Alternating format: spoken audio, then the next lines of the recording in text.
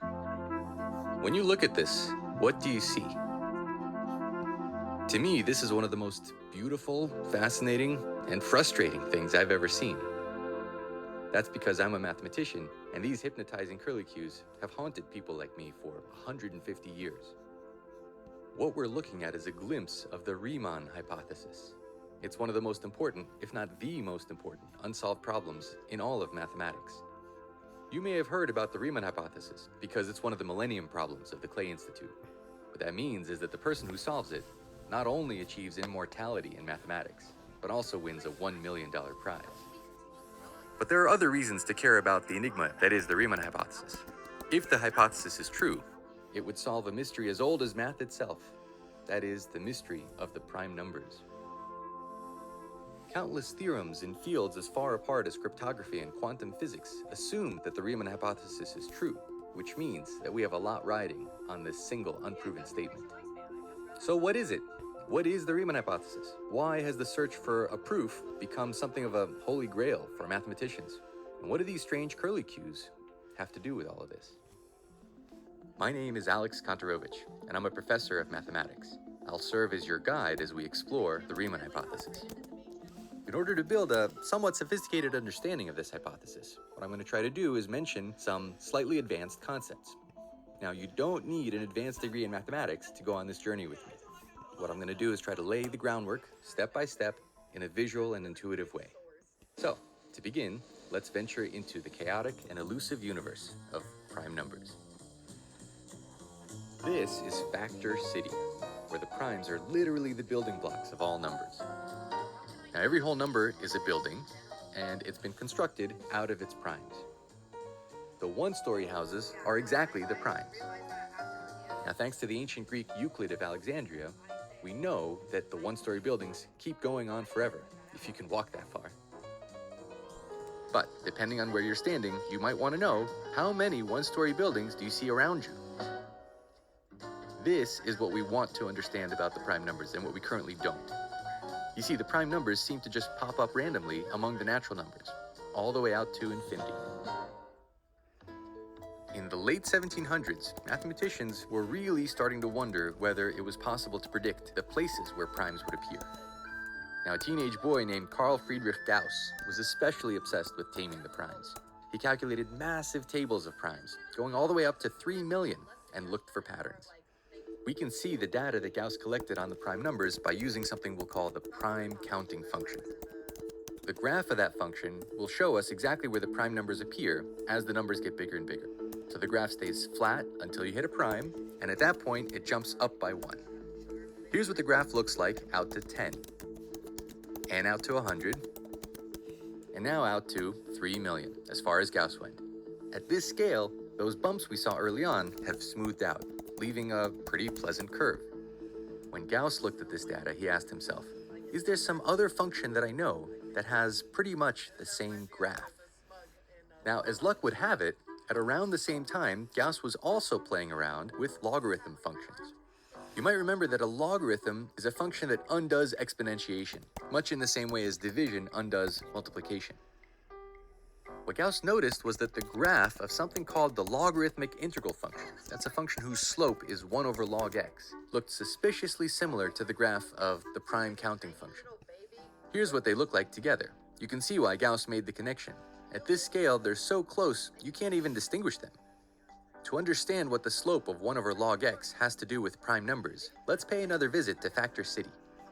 What Gauss imagined was that if you're standing at address x, and you look left and you look right, the proportion of one-story buildings, that is primes, that you would see around you is roughly the same as 1 over log x.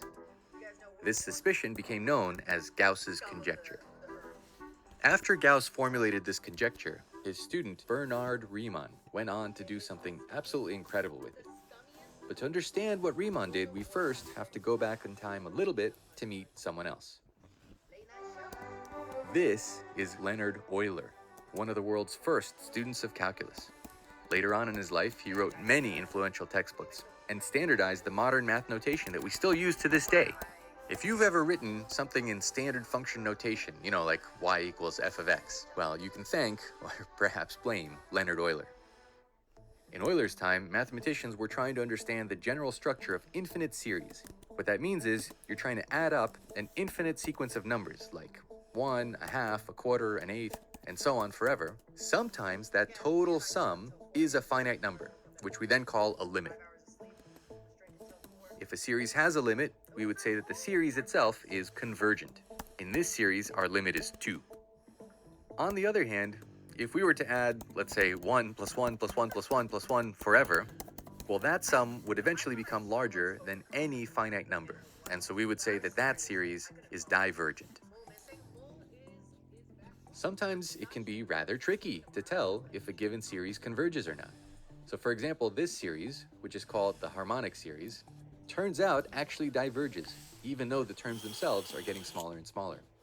This is really rather not obvious, and takes some mathematical gymnastics to verify.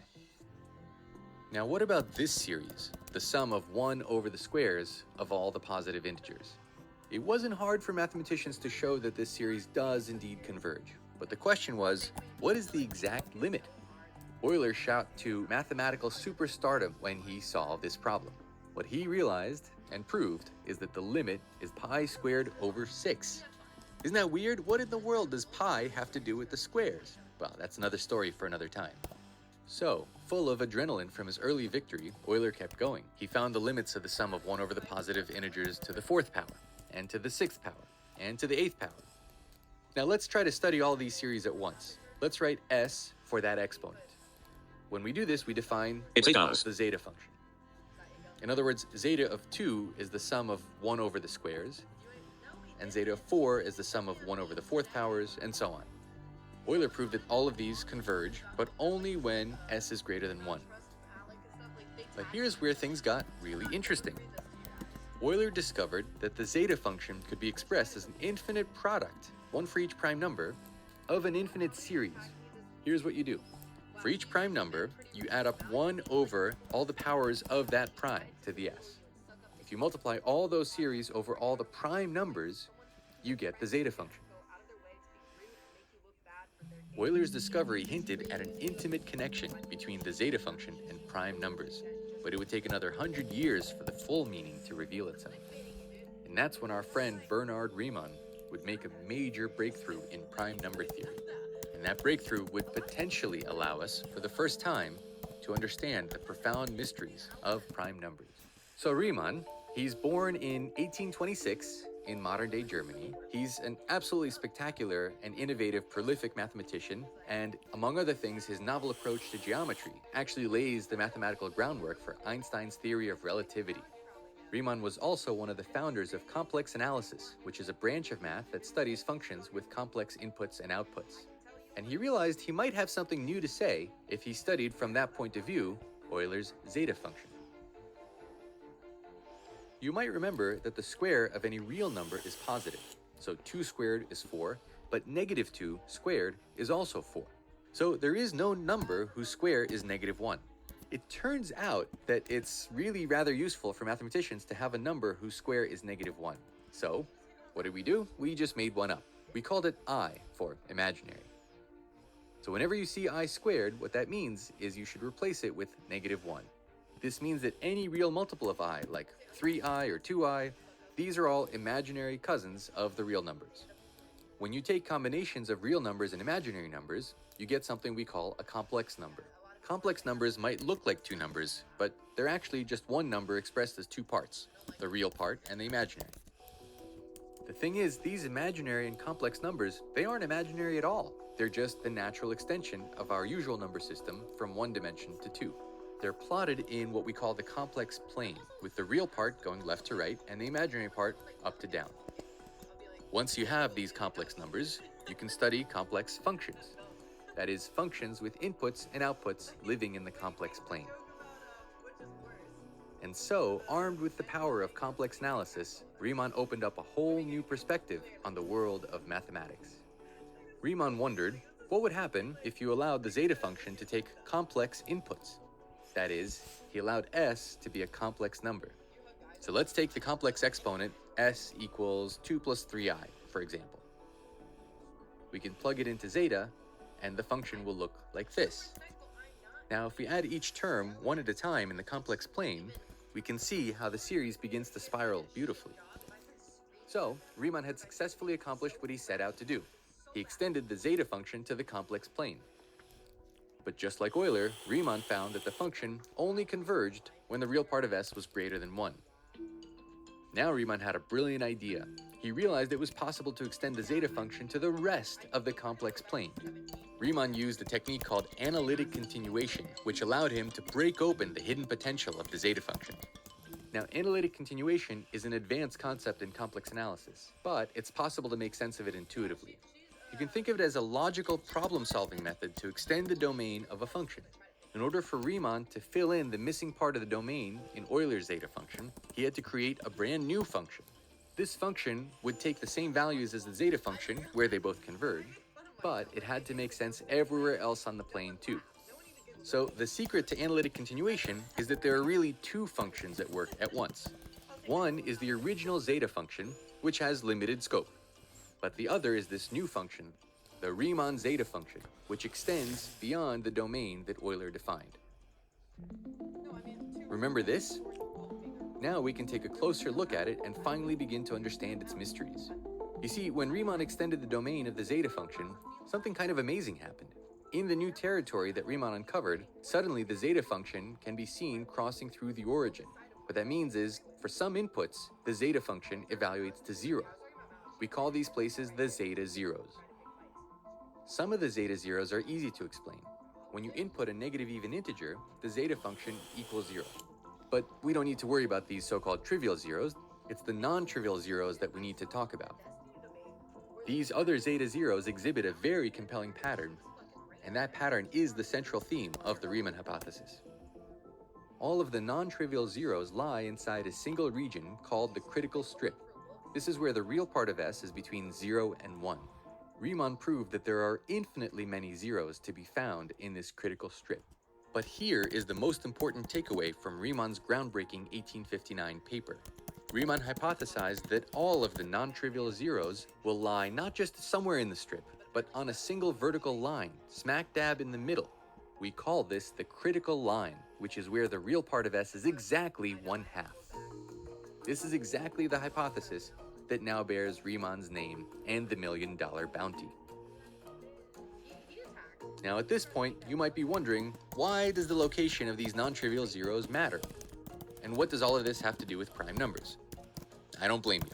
Let me show you exactly why Riemann's hypothesis is of such profound consequence to number theory. And let me do so by sharing Riemann's final discovery. Remember Gauss's prime counting function from the very beginning of the video? Well, for technical reasons, we're going to slightly modify it right now, but don't worry, we'll preserve the essence of the function. Instead of stepping up by 1 every time we see a new prime number, which we'll call p, let us step up by log p. And we'll also do the same when we encounter p squared, np cubed, and p to the 4th, and so on. So let me try to explain why we're doing all of this. Riemann found a surprising connection between this modification of Gauss's conjecture and his new zeta function. He discovered a wave that corresponds to the zeta function at s equals 1, and showed that Gauss's conjecture would follow if only you could show that this wave was the fundamental frequency, which means that it more and more closely approximates the prime counting function as they both grow to infinity. So here's what the prime counting function looks like with that wave that Riemann discovered. Riemann realized that the zeta zeros were exactly what he needed to adjust this straight line to match the jagged counting function. Every time he added a zeta zero, it contributed a harmonic. Here's what the first harmonic looks like when we add it on. It ever so gently tries to smooth out the wiggles of the modified prime counting function. What happens when we plug in the second zeta zero? A little better, right? What about the first 10? Or the first 30? Or the first 60? You get the point. Riemann was able to rigorously prove that if you add up all the harmonics of the zeta zeros, all infinitely many of them, you get a perfect match to Gauss's modified prime counting function. So, Riemann's hypothesis showed that the distribution of prime numbers can in fact be predicted. The location of prime numbers is profoundly connected to the location of these non-trivial zeta zeros. This means that if the Riemann hypothesis is indeed true, It would tell us everything we could possibly have a right to know about the distribution of prime numbers. Needless to say, Riemann was unable to prove the full hypothesis. In other words, neither he nor anyone since has been able to show that every single non-trivial zeta zero lies on that critical line. At one point, a massive computing project checked over 1 billion non-trivial zeta zeros every single day. The computer was looking for a single errant zero. If it found just one, then the Riemann hypothesis would fall apart. In the end, of the 10 trillion zeros that the computer checked, every single one was on the critical line. But if you see a pattern holding again and again and again, it's still impossible for machines to check it all the way to infinity. So brute force computation will never resolve the Riemann hypothesis. That means there's still only one way to be sure of it, and it's the same way that the ancient Greeks did their math: rigorous, absolute mathematical proof.